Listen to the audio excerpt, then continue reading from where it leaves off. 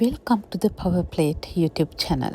අද Power Plate එකෙන් ඕගලන්ට අරගෙන එන්නේ මම ඊයේ ඩිනර් එකට හදපු high protein vegetable chops එක.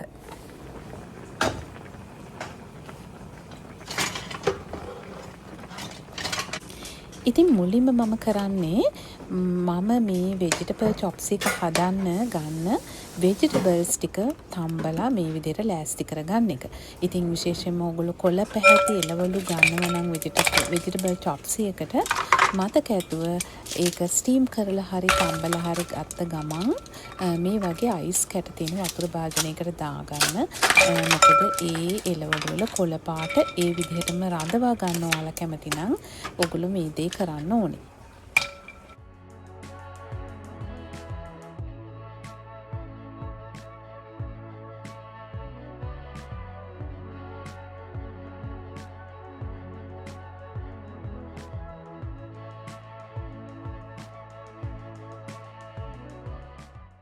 කෝලිෆ්ලවර් ටිකත් මම තම්බ ගත්තේ බ්‍රොකොලි එක්කමයි. ඇත්තට මේක වෙනම තම්බ ගන්න පුළුවන් නම් ඒත් හොඳයි. මොකද කෝලිෆ්ලවර් එකේ පාට වෙනස් නොවන විදිහට සුදු පාට එන විදිහට අපි වෙනම තම්බ ගත්තාම හොඳයි.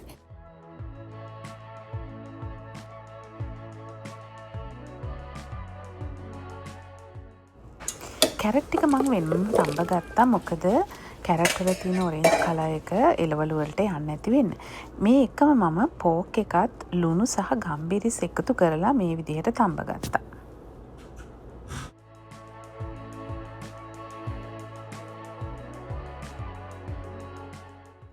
ඉතින් පෝක් හදද්දි මම විශේෂ ක්‍රමයක් අනුගමනය කරනවා. මගේ චයිනීස් යාළුවෙක් තමයි මට ඒක කියලා දුන්නේ. මොකද චයිනීස් අය ඒගොල්ලන්ගේ ප්‍රධාන ආහාරයක් වගේ තමයි පෝක් ආහාරයට ගන්නෙ. ඉතින් ඔයාලා දැකලා ඇතිනේ ඒගොල්ලෝ ඒ තරම් තරබාරු අයත් නෙමෙයිනේ.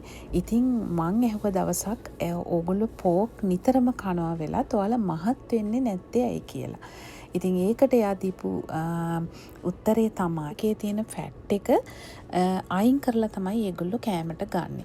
ඉතින් විශේෂයෙන්ම පෝක් මේ විදියට chops එකකට වගේ දානවා නම් නූඩල්ස් වලට දානවා නම් හොඳට වතුර දාලා ගම්බිරිස් දාලා ලුණු දාලා අපි තම්බගෙන වතුර ටික අයින් කරන්න ඕනේ. කරන වතුර එකෙන්ම අපිට කප් එකක් විතර තියාගන්න පුළුවන් අන්තිමට vegetable chops එකට mix කරන්න.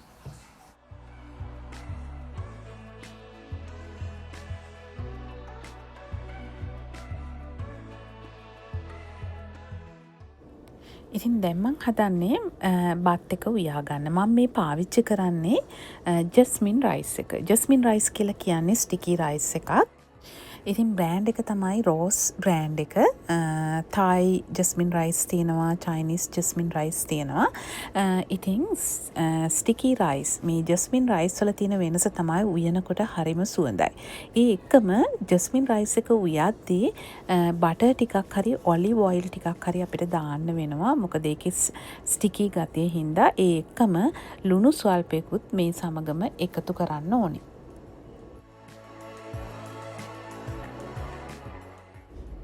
දැන් පෝක් එක තැම්බිලා ඉවරයි. මම පෝක් එක ඇත්තටම මට ඒක ටික වීඩියෝ කරන්න බැරි වුණා.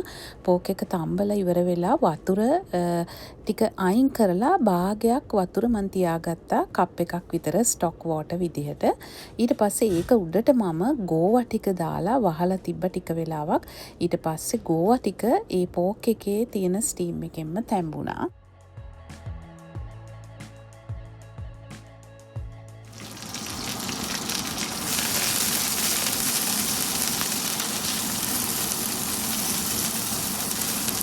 ඔන්න දැන් chops එක හදන්න හැමදේම ලෑස්ති.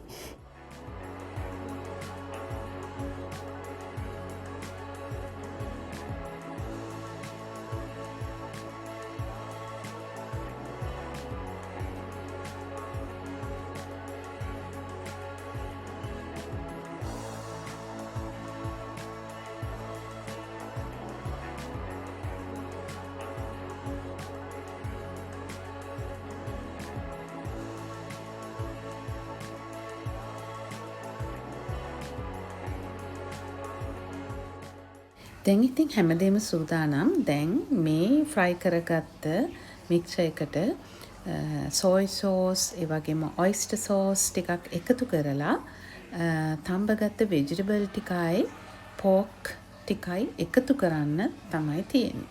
ඉතින් මේ වෙලාවේදී අපි වැඩි වෙලාවක් ලිපේ තියන්න නරකයි. ඉක්මනටම මේ හැම දෙයක්ම මික්ස් කරලා පෙපර් අවශ්‍ය ප්‍රමාණයට දාලා පෙපර් ෆ්ලේක්ස් දානවා නම් හොඳයි. ඊට පස්සේ දැන් ඔන්න ඔයගොල්ලන්ගේ high protein pork and vegetable chops එක ready to eat.